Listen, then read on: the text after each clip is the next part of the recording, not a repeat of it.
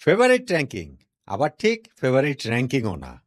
Football বিশ্বকাপ শুরু হওয়ার আগে নট আউট নমানে আমরা একটা ফেভারিট র্যাঙ্কিং তো করেছিলাম। টপ 10 কান্ট্রিজ যারা বিশ্বকাপের শিরোপা জিততে পারে ১ থেকে ১০ নম্বরে কোন দল কোথায় ছিল, সেইটা আমার কাছে এখনো তাই আছে।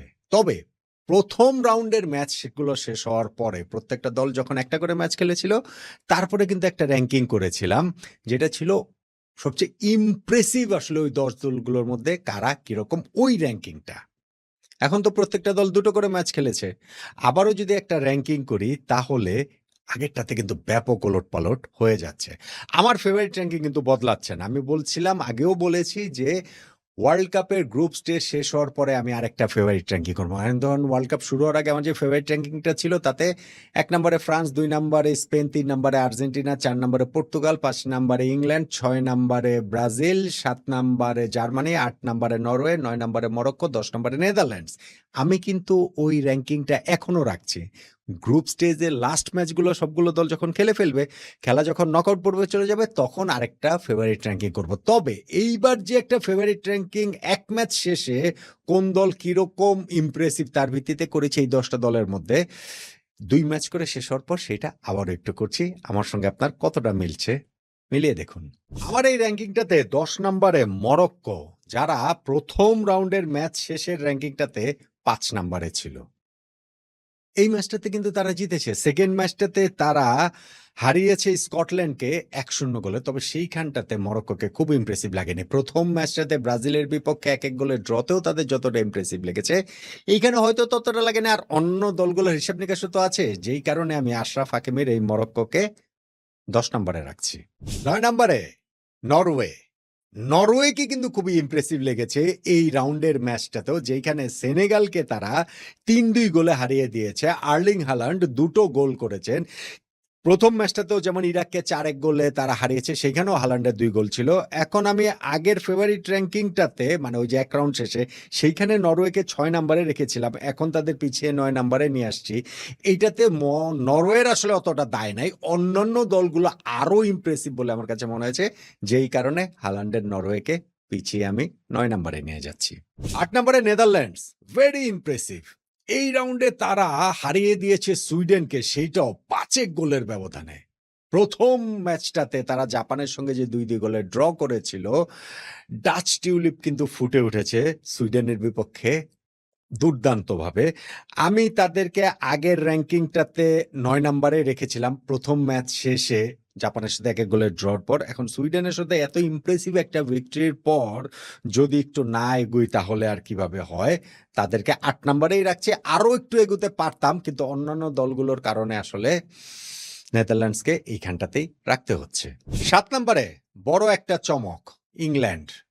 ইংল্যান্ড ৭ নম্বরে চমক কেন? কেননা ওয়ার্ল্ড কাপের প্রথম ম্যাচগুলো যখন প্রত্যেকটা দল খেলে ফেলেছিল, তারপরে আমার ফেভারিট র‍্যাংকিং এ ১ নম্বরে ইংল্যান্ডকে তুলেছিলাম। ফেভারিট মানে ওই ইমপ্রেসিভ র‍্যাংকিংটাতে। ক্রোয়েশিয়ার বিপক্ষে প্রথম ম্যাচটা ইংল্যান্ড দুর্দান্ত খেলেছে, স্পেশালি সেকেন্ড হাফটা ছিল মেসমারাইজিং। কিন্তু সেকেন্ড ম্যাচটাতে ঘানার বিপক্ষে ওই ইংল্যান্ডকে খুঁজে পাওয়া যায়নি। তারা ঘানার ওই বাস পার্ক করা স্ট্র্যাটেজির বিপক্ষে একেবারেই অসহায় তাদের লাগছিল। কোনোভাবেই ঘানার ডিফেন্স তারা ভাঙতে পারছিল না। শেষ দিকে গিয়ে কিছু চান্স পেয়েছিল বটে, একটা ক্রসবারে লেগেছে, একটা হ্যারি কেন মিস করেছেন, একটা গোল লাইন ক্লিয়ারেন্স হয়েছে, কিন্তু স্টিল ইংল্যান্ড প্রথম ম্যাচে যতটা ইমপ্রেসিভ ছিল, যেই কারণে তাদের ১ নম্বরে রেখেছিলাম, সেকেন্ড ম্যাচে ততটাই নিষ্প্রভ। সেই কারণে তাদেরকে ১ থেকে নামিয়ে আমি হ্যারি কেইনের এই দলকে ৭ নম্বরে নামিয়ে আনছি। ৬ নম্বরে ব্রাজিল। প্রথম ম্যাচ শেষে তাদেরকে ৭ নম্বরে রেখেছিলাম। এই রাউন্ডটাতে তারা জিতেছে হাইতির সঙ্গে ৩-০ গোলে। খুব যে ইমপ্রেসিভ তা হয়তো না। আবার খুব ইমপ্রেসিভ হওয়ার হয়তোবা প্রয়োজনও পড়েনি। ফার্স্ট হাফেই তারা যখন ম্যাচটা নিশ্চিত করে ফেলেছে জয়টা, সেকেন্ড হাফটা আর অত এফোর্ট দিয়ে খেলেনি। একটা ব্রাজিলের জন্য বিগ কোয়েশ্চেন মার্ক হচ্ছে গিয়ে রাফিনিয়ার ছিটকে যাওয়াটা। রাউন্ড অফ 16 এর আগে তিনি ফিরতে পারবেন না। আদৌ কি ফিরতে পারেন কিনা, বা ততদিন ব্রাজিল টুর্নামেন্টে টিকে থাকতে পারে কিনা, সেটা একটা কোয়েশ্চেন মার্ক। তবে যেহেতু নেইমার এখনো ফেরেননি, নেইমার ফিরলেই ব্রাজিল আরো একটু উদ্দীপিত, আরো একটু অনুপ্রাণিত, আরেকটু অন্যরকম সাম্বার ব্রাজিলকে দেখা যাবে বলে আশা করছি। প্রথম ম্যাচটাতে মরক্কোর সঙ্গে ১-১ গোলে ড্র করার পর তাদেরকে আমি ৭ নম্বরে রেখেছিলাম। সেকেন্ড ম্যাচটা হাইতির বিপক্ষে ৩-০ গোলে জয়ের পর এই ভিনিসিয়াস জুনিয়রের দলটাকে আমি ৬ নম্বরে রাখছি। ৫ নম্বরে ক্রিশ্চিয়ানো রোনালদোর পর্তুগাল, যাদেরকে প্রথম ম্যাচ শেষে আমি ১০ দলের মধ্যে ১০ নম্বরে রেখেছিলাম এবং সেইটা রাখবো না কেন, কঙ্গোর সঙ্গে ১-১ গোলে তারা ড্র করেছে এবং যেইভাবে তারা ড্রটা করেছিল সেইটা অনেক প্রশ্নবোধক চিহ্ন তুলে দিয়েছিল। তবে সেকেন্ড ম্যাচটাতে তারা উজবেকিস্তানের বিপক্ষে ডমিনেটিং একটা জয় পেয়েছে ৫-০ গোলের ব্যবধানে। ক্রিশ্চিয়ানো রোনালদো নিজেও ২টো গোল পেয়েছেন। হ্যাটট্রিকটা তার হতেই পারত, হ্যাটট্রিকটা তার হওয়া উচিতও ছিল। বাট সেটা না হলেও পর্তুগাল যে আসলে কামব্যাকটা করেছে, ওই যে আমি আমার ভিডিওটাতে বলেছিলাম ক্রিশ্চিয়ানো রোনালদো ওই আর্নল্ড শোয়ার্জেনেগারের মতো, টার্মিনেটের মতো আই উইল বি ব্যাক, ওই রকম ভাবেই পর্তুগাল আসলে এবং ক্রিশ্চিয়ানো রোনালদো কামব্যাক করেছে, যেই কারণে তাদেরকে আমি ১০ থেকে ৫ নম্বরে তুলে আনছি।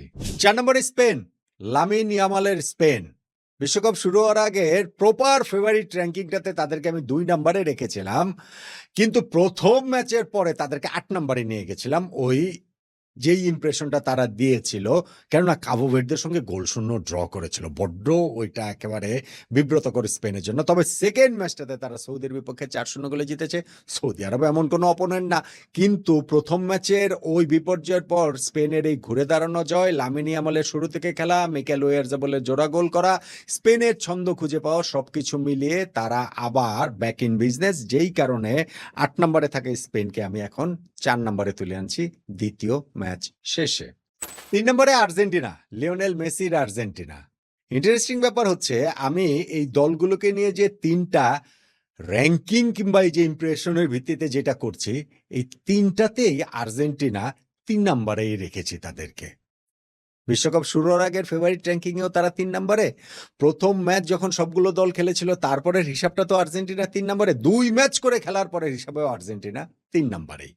প্রথম খেলায় তারা আলজেরিয়ার বিপক্ষে ৩-০ গোলের জয় পেয়েছে, লিওনেল মেসির হ্যাটট্রিক। সেকেন্ড ম্যাচে অস্ট্রিয়ার বিপক্ষে ২-০ গোলের জয় পেয়েছে, লিওনেল মেসির ২ গোল। ওয়ার্ল্ড কাপে আর্জেন্টিনা ৫ গোল দিয়েছে, ৫টাই মেসির। ২ ম্যাচের ক্লিন শিট তারা রেখেছে।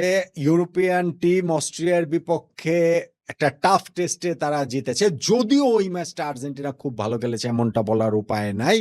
সো সবকিছু মিলে, আবার যে খুব খারাপ খেলেছে সেটা তো আর বলবেন না। তো সবকিছু মিলে আমি আর্জেন্টিনাকে আসলে ৩ থেকে পিছিয়ে দিচ্ছি না, আবার ধরেন ৩ থেকে এগিয়েও রাখছি না, তাদেরকে আমি ওই ইমপ্রেশনের ভিত্তিতে ৩ নম্বরে ইনফ্যাক্ট রাখছি। ২ নম্বরে জার্মানি, এই দলটা কিন্তু ক্রমশ এগুচ্ছে। ওয়ার্ল্ড কাপ শুরু হওয়ার আগের ফেভারিট র্যাঙ্কিংয়ে তাদেরকে রেখেছিলাম ৭ নম্বরে। প্রথম ম্যাচ শেষের হিসাবে তাদেরকে রেখেছি ৪ নম্বরে।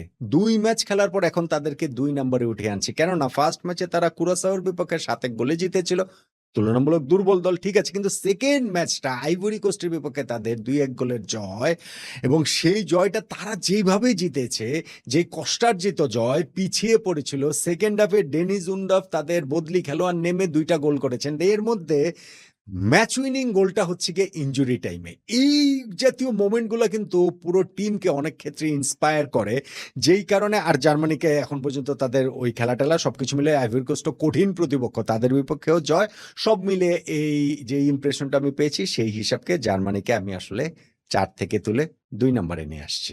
এবং ১ নম্বরে ফ্রান্স। ফ্রান্স বিশ্বকাপ শুরু হওয়ার আগে ফেভারিট র্যাঙ্কিংটাতে আমি ১ নম্বরে রেখেছিলাম। প্রথম ম্যাচ শেষের হিসাবটাতে তাদেরকে ২ নম্বরে নামিয়ে এনেছিলাম। সেনেগালের সঙ্গে তাদের ওই ম্যাচের ফার্স্ট হাফটা আমার পছন্দ হয় নাই, অনেকেরই পছন্দ হয় নাই। সেকেন্ড ম্যাচের প্রতিপক্ষ ভীষণ দুর্বল ইরাক, এবং সেই ম্যাচে আবার ওই যে বজ্র বৃষ্টি হয়ে ২.৫ ঘন্টা খেলা বন্ধ প্রায়, ওগুলো অনেক কিছু হয়েছে। জিতেছেও তারা ৩-০ গোলে, কিন্তু ফ্রান্সকে অনেক বেশি স্টেডি মনে হয়েছে এবং তারা আসলে কি করতে যাচ্ছে সেই কনভিকশনটা ফ্রান্সের খেলায় দেখা গেছে। কিলিয়ান এমবাপ্পে তো আছেনই, এই ম্যাচেও জোড়া গোল করেছেন।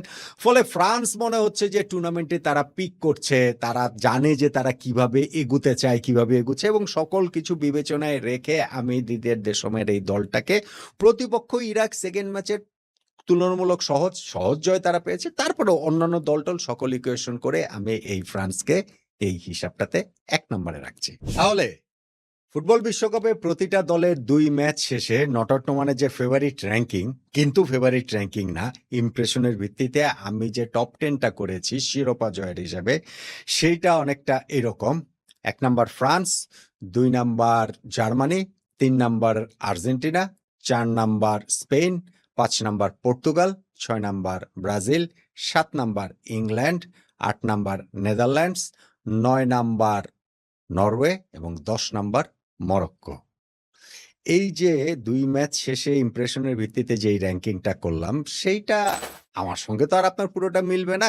কারো সঙ্গে পুরোটা মিলে না। কিন্তু ইন্টারেস্টিং ১ নাম্বারে থাকা স মা ইংল্যান্ডকে আমি নিয়ে এসেছি ৭ নাম্বারে, বা আগেরবার ১০ নম্বরে রেখেছিলাম যে পর্তুগাল, তাদের নিয়ে এসেছি ৫ নাম্বারে। অনেক ওলটপালট কিন্তু আসলে হয়েছে। সেই ওলটপালটের কোন জায়গাগুলোর সঙ্গে আপনি একমত, কোন জায়গাগুলোর সঙ্গে আপনি দ্বিমত জানাতে পারেন।